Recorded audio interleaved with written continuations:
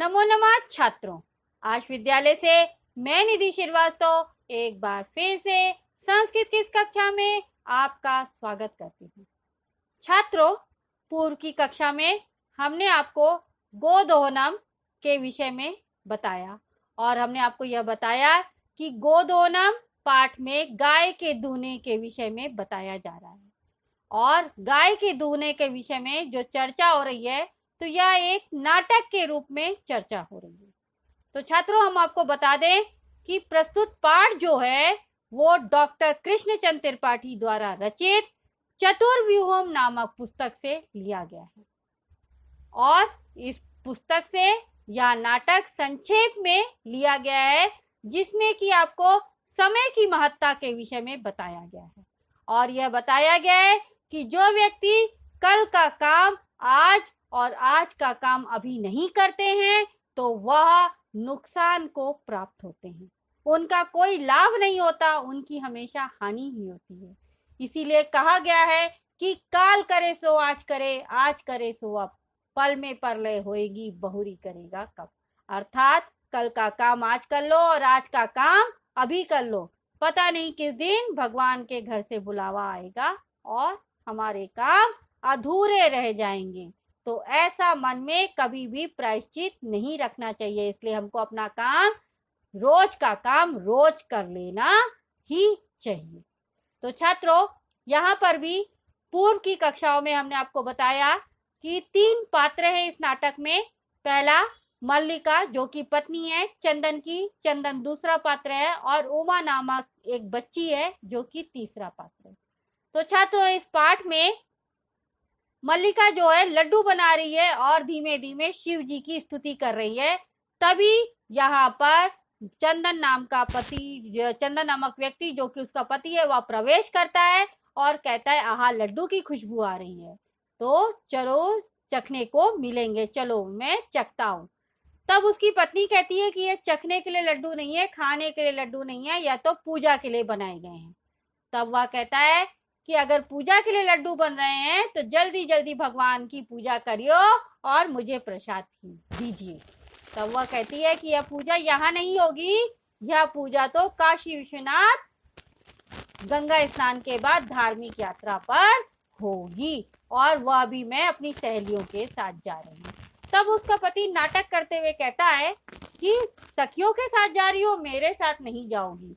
तब वह अपनी सखियों के नाम गिना देती है और कहती है कि इतनी सारी सखियों के साथ में आपका आना उचित नहीं है, आप तो यहाँ पर रह के घर के प्रबंध और गाय के दूहने का प्रबंध करिएगा, मैं 1 हफ्ते के बाद लौटकर वापस आ जाऊंगी। तब वह चली जाती है। पीछे से चंदन जो है वो स्त्री का वेश धारण करके दूध का पात्र हाथ में लेकर जब नंदिनी के पास जा रहा है, तभी उमा नामक एक बच्ची आती है और मामी मामी कहती है। तब वह कहता है कि तुम्हारी मामी काशी विश्वनाथ की यात्रा पर गई हैं, यहाँ तो मैं तुम्हारा मामा ही हूँ, कहो मैं तुम्हारे लिए क्या प्रिय कार्य करूं। अब इसके बाद क्या होता है आगे के नाटक में, उसको जानने के लिए आइए देखते हैं छात्रों क्लास 9 संस्कृत तृतीय पाठा गोदोहनम का चतुर्थ भाग। छात्रों, प्रस्तुत पाठ में हमने गद्यांश का हिंदी भाषा में अर्थ और संधि विच्छेद पर प्रकाश डाला है। यहाँ पर यह गद्यांश छात्रों मातुला से लेकर करोति तक है। तो देखिए ध्यान से छात्रों, उमा क्या कहती है। उमा, मातुल यानी मामा, पितामह कथयति मासांतरम अस्मात् गृहे महोत्सवा भविष्यति, तत्र 30 सेकटमितं दुग्धम अपेक्षते, एषा व्यवस्था भवद्भिः करणीया। उमा कह रही है कि मातुल यानी मामा, पितामह कथयति, पितामह कौन, ग्रैंडफादर यानी दादाजी। तो दादाजी कहते हैं, क्या कह रहे हैं, मासानंतरम, मासानंतरम में संधि हो रही है, मास प्लस अनंतरम, मास प्लस अनंतरम यानी महीने के बाद, 1 मंथ आफ्टर। अस्मात् गृहे, अस्मात् यानी हमारे, गृह यानी घर में, महोत्सवा, महोत्सवा में भी संधि हो रही है, महा प्लस उत्सवा, महा उत्सवा यानी महोत्सव होगा, यानी बड़ा कार्य होगा, बड़ा फंक्शन होगा। तत्र 30 सेकटमितम, तत्र यानी उस समय या वहां, 30 यानी 300, सेकटमितम यानी दूध, लीटर दुग्धम यानी दूध की, अपेक्षते यानी अपेक्षा है। तो जब हमारे घर में महीने भर के बाद क्या होगा, महा उत्सव होने वाला है, उसमें 300 लीटर दूध की अपेक्षा है यानी आवश्यकता है। ऐसा व्यवस्था भवद्भिः करणीया, ऐसा यानी यह, व्यवस्था यानी व्यवस्था, प्रबंध भवद्भिः यानी आपके द्वारा, करणीया यानी करना चाहिए। तो उसने क्या बोला, उमा ने कहा कि मामा, दादाजी कहते हैं कि 1 महीने के बाद में हमारे घर में महोत्सव होगा, तब 300 लीटर दूध की आवश्यकता हो सकती है, यह व्यवस्था आपके द्वारा ही करनी चाहिए। तब चंदन कहता है प्रसन्न मन सा, यानी खुशी मन से, खुश हो रहा है भाई, उसको तो पैसे मिलेंगे दूध बेचेगा तो इसलिए कह रहा है 30 सेटक परिमितम दुग्धम, 30 यानी 300, सेटक परिमितम यानी लीटर, दुग्धम यानी दूध, शोभनम बहुत अच्छा, दुग्ध व्यवस्था भविष्यति एमिति पितामहम प्रति त्वया वक्तव्यम। ठीक है, तब चंदना क्या कह रहा है, प्रसन्न मन सा यानी खुशी मन से, 30 सेटक परिमितम दुग्धम, 30 यानी 300, सेटक परिमितम यानी लीटर, दुग्धम यानी दूध, शोभनम यानी बहुत अच्छा, दुग्ध व्यवस्था यानी दूध की व्यवस्था, भविष्यति यानी हो जाएगी, एवा यानी ही, इति यानी ऐसा, पितामहम यानी दादाजी को, प्रति यानी तुम्हारे द्वारा, त्वया यानी तुम्हारे द्वारा, वक्तव्यम यानी कहना चाहिए। तो कह रहा है कि बहुत सही है, बहुत अच्छा है, खुशी मन से 300 लीटर दूध बहुत अच्छा है, दूध की व्यवस्था होगी ही, ऐसा तुम्हारे द्वारा दादाजी को बता देना चाहिए। तब उमा कहती है धन्यवाद मातुला, याम ये धुना सा निर्गता।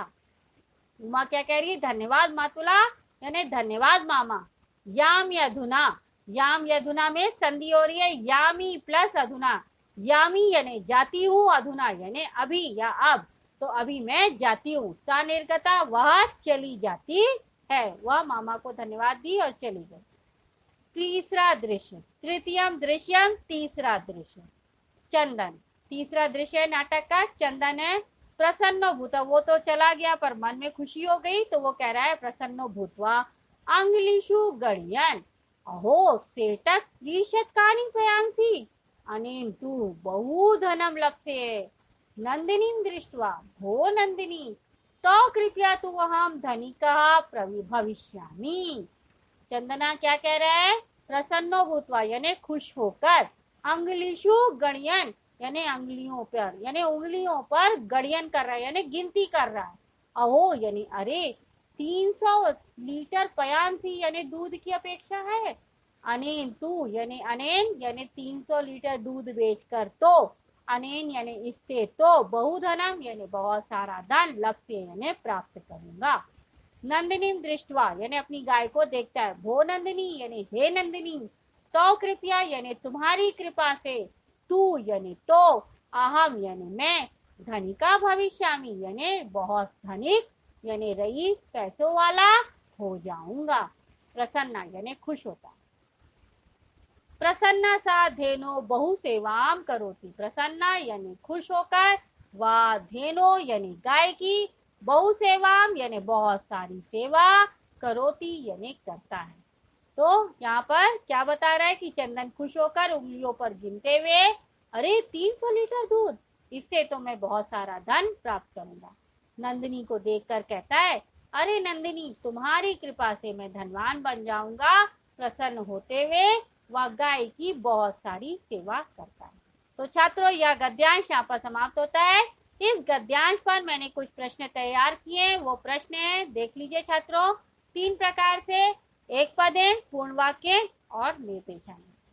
तो छात्रों एक पदेन उत्तर देखिए, पहला, पितामह गृहे कदा महोत्सवा भविष्यति, यानी पितामह यानी उमा के दादाजी के घर कब महोत्सव होगा, तो कब होना है, महीने भर के बाद यानी मासानंतरम, महीने भर के बाद। नेक्स्ट है क्वेश्चन नंबर 2, प्रसन्ना सा कस्य बहु सेवाम करोति, यानी खुश होकर वह किसकी बहुत सेवा करता है? धेनु, नंदिनी की, गाय की। नौ छात्रों, पूर्ण वाक्य क्वेश्चन। कस्य गृहे मासानंतरम महोत्सवा भविष्यति, यानी किसके घर में महीने भर के बाद में महोत्सव होना है? उमाया गृह। तो उमाया गृहे मासानंतरम महोत्सवा भविष्यति, यानी उमा के घर में मास, महीने भर के बाद महोत्सव होगा। नौ छात्रों, निर्देशानुसारम उत्तरत। इसमें देखिए पहला क्वेश्चन, गौ इति पद से अत्र पर्याय का, यानी गौ इस शब्द का सिनोनिम्स वर्ड क्या प्रयोग किया गया है? तो क्या प्रयोग किया गया है? धेनु। तो धेनु गौ इति पद से पर्याय अस्ति। तो छात्रों, इसी के साथ यह गद्यांश यहाँ पर समाप्त होता है। आज के इस गद्यांश में आपने जाना कि उमा उसको मामा को बता रही है कि मेरे दादाजी के घर में महीने भर के बाद में 300 लीटर दूध की आवश्यकता है और वह आपके द्वारा करनी है।